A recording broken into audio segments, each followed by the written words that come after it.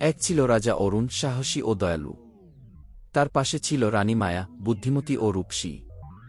দুজনেই রাজ্যবাসীর ভালোবাসায় বাঁচতেন গি। হঠাৎ পাশের রাজ্য আক্রমণের প্রস্তুতি নিল। রাজা চিন্তিত। আর রানী? তার চোখে জ্বলছিল দ্বিধা গু। রানী বললেন, তলোয়ারে নয়, শান্তিতে হবে জয়। সবাই অবাক, রাজা তাকিয়ে থাকলেন বিস্ময়ে গি।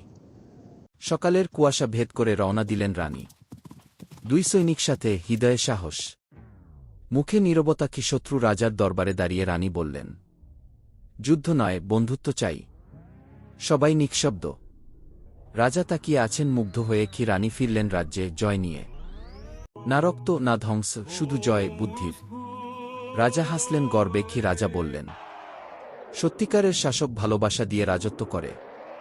আর ইতিহাসে লেখা হল রানীর নাম, বীরত্বে কি।